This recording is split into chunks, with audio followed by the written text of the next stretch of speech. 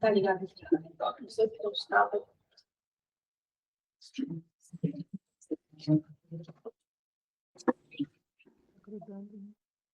Então, o nome da historinha é: construa sabiamente a casa da sua vida. Um velho carpinteiro estava para se aposentar. Contou ao seu chefe os seus planos de largar o serviço de carpintaria e de construção de casas e viver uma vida mais calma com sua família.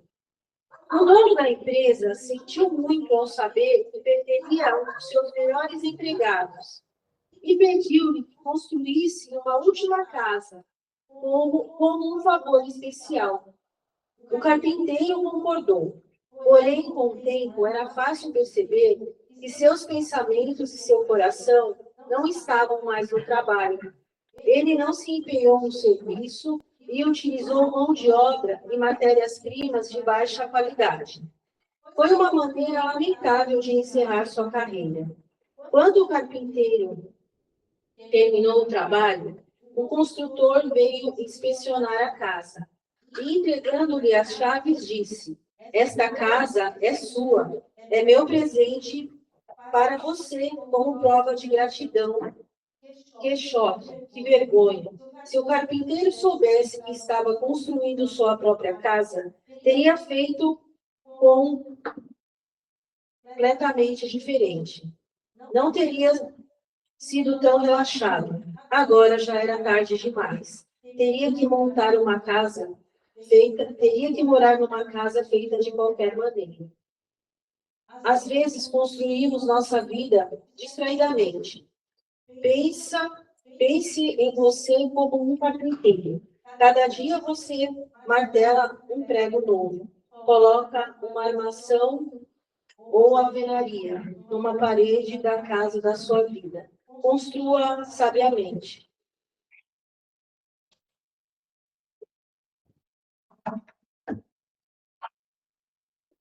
Tinha um carpinteiro em Nazaré bastante conhecido, né? Você lembra?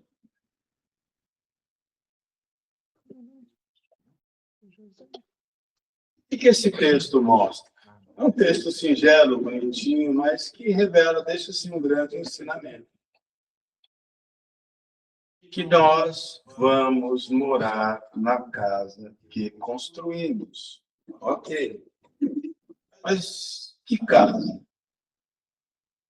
A gente vai habitar no mundo que a gente construiu com os nossos pensamentos, com as nossas ações, com as nossas crenças, com as nossas escolhas, com as nossas atitudes.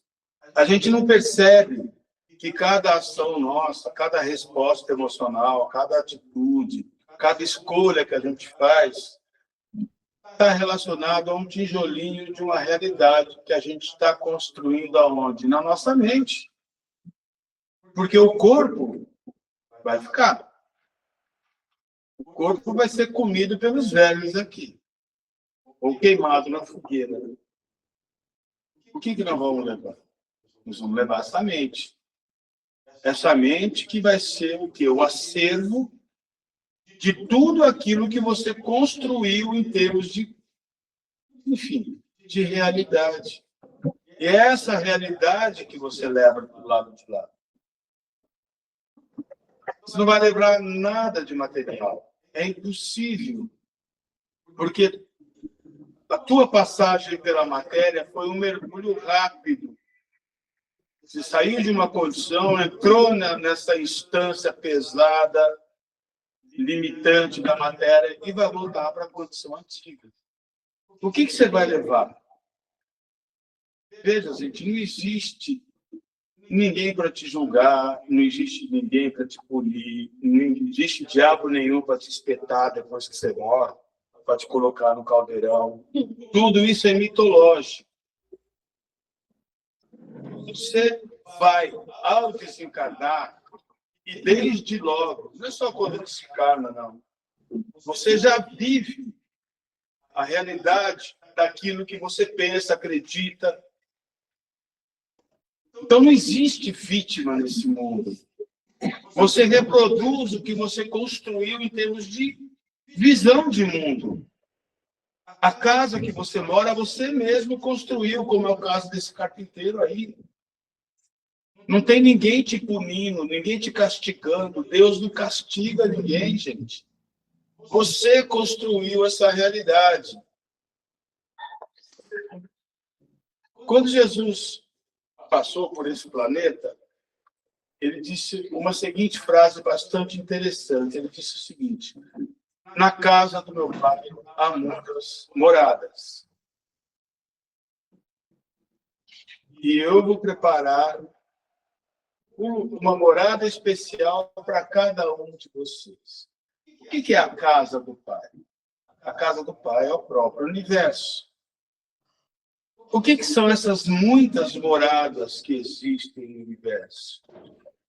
Essas muitas moradas que existem no universo são zonas mentais em que pessoas que pensam, que gostam das mesmas coisas, são atraídas por afinidade e se juntam.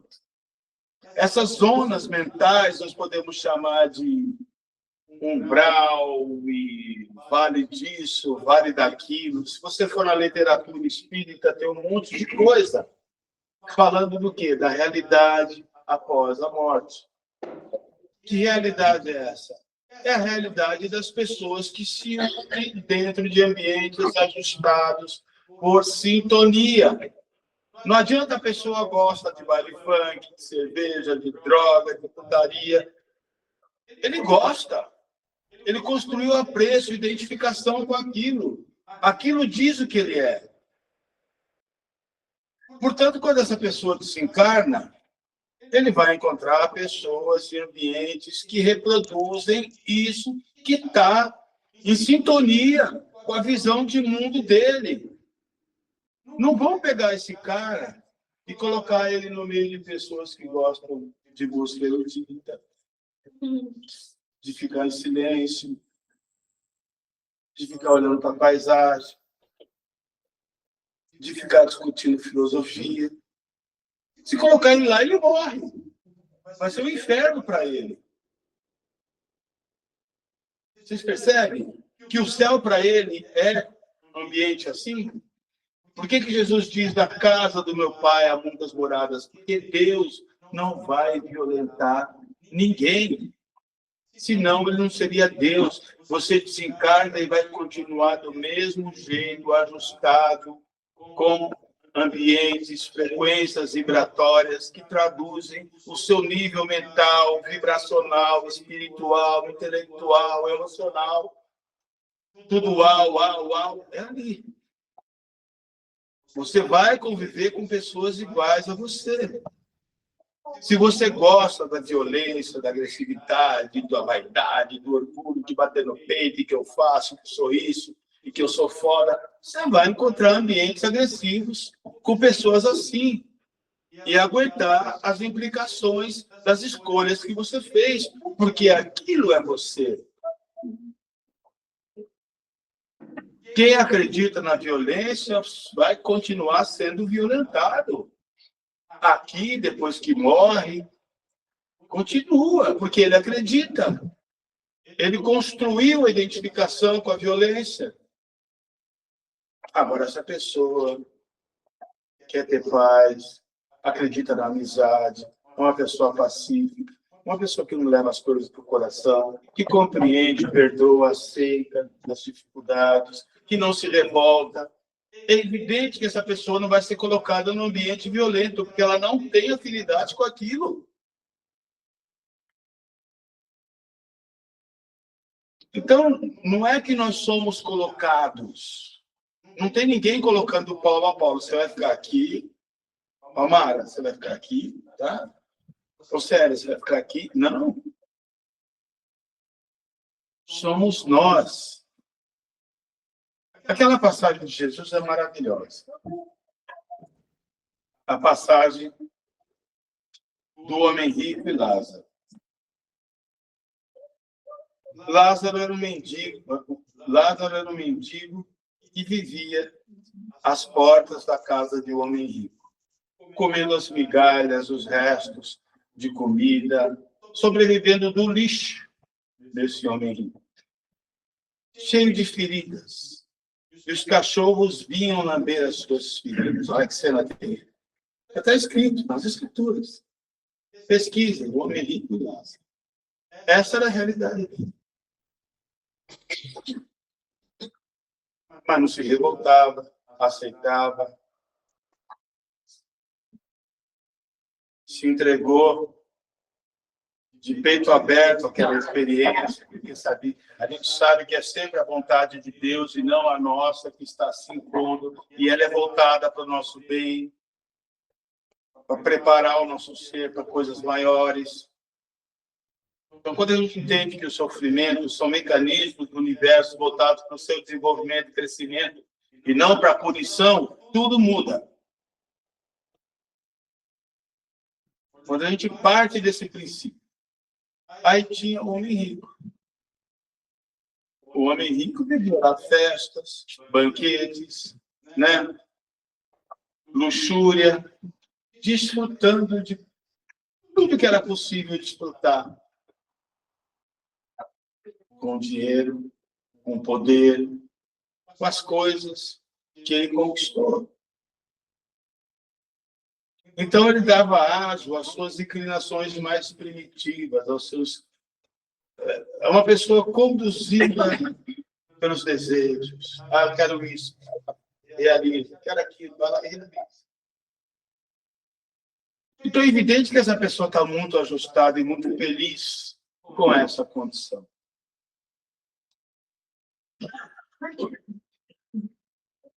Lázaro desencarnou e foi para os seios de Abraão. Foi conduzido, né, para uma morada na casa do Pai elevada, um lugar onde as pessoas desenvolveram a capacidade de aceitar, de compreender, de não se revoltar, de se pacificar, de agradecer a Deus, de, enfim, expandir a consciência de tal forma que compreenderam a condição que viveram, a condição humana. Então, são pessoas que alcançam níveis altíssimos. Foi para o seio de Abraão. O homem rico, não. Ele vai fazer o que lá no seio de Abraão? Ele quer ficar aqui na crosta, envolvido com as energias pesadas da matéria, que foi as únicas coisas com as quais ele criou a identificação. Então, ele viveu nesse inferno. Só que desencarnou e ele percebeu que o inferno é bem mais embaixo. Porque aí ele não conseguia realizar os seus desejos. Aí teve que conviver com as suas angústias, com as suas frustrações, decepções. E aí surgem as dores morais. E quando você está no corpo, é uma coisa. Depois que você está desencarnado, não tem tortura maior do que arrependimento, do que culpa, do que olhar para trás e perceber que você perdeu tanto tempo, que você não produziu, não construiu nada, que você não construiu casa alguma, você não tem nem onde morar. E você olha para cima, você vê quem? Você vê Lázaro. Aquele mendigo desgraçado que está na porta da minha casa, onde ele está? Lá em cima. Naquela faixa luminosa de paz, de felicidade. E aí ele implora para Abraão, deixa eu ir até aí. Não, você não pode ir aqui, não. Seu lugar é aí. Até você vai viver nesse choro e ranger de dentes aí, até pagar o último centinho. O que é isso? Pagar o último centinho. Ele está impregnado com as impressões pesadas da matéria. Isso precisa ser esgotado. E onde é que você vai esgotar isso? Nas regiões mais densas e pesadas, voltadas para isso. Regiões com as quais você estabeleceu conexão, sintonia, apreço. É ali que você vai ficar. Até você esgotar tudo isso, pode demorar 100, 200, 300 anos. Não importa, o espírito é eterno. Você vai ficar preso ali, até esgotar tudo isso. Quando você estiver esgotado, aí você pode ser socorrido e levado para regiões maiores, para ser tratado, orientado, se preparar para voltar, para reencarnar, para não fazer as mesmas coisas. Aí você pode até participar de de uma estratégia qualquer para não fazer. Aí, a primeira coisa que você vai pedir, não quero dinheiro, quero viver na miséria. Quero passar todo tipo de privação possível. Porque eu não quero sofrer o que eu sofri. Aí vocês percebem que pouquíssimas pessoas, muitas pessoas vivem em condição miserável, não é? E felizes. A pessoa vive na miséria sem nada e está sempre com um sorriso. Por quê? Porque ela sabe que é muito melhor estar vivendo nessa condição, nessas dificuldades, do que passar pelo que ela passou. Viver na vida de opulência, que conduziu essa pessoa ao ócio, à inação, desculpa, não fazer nada, não produzir nada, não construir nada, e só desenvolver dentro de si, através das suas ações, através de uma série de coisas, questões que deveriam ser resolvidas futuramente. Então, esses ensinamentos de Jesus falam sobre a natureza humana.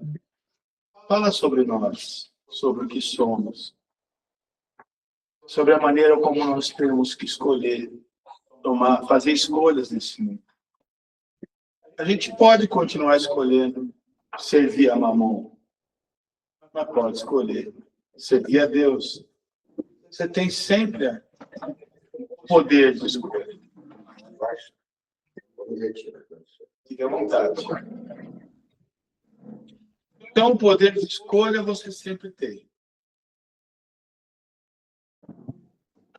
Ele é seu.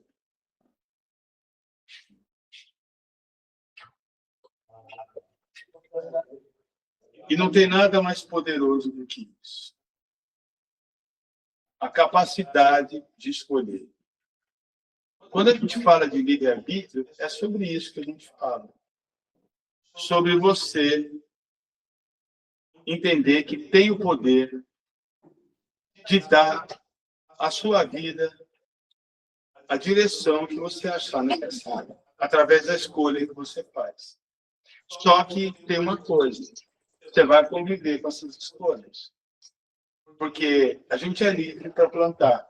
A gente pode plantar o que quiser. O campo está aí. Só que a colheita vai ser obrigatória.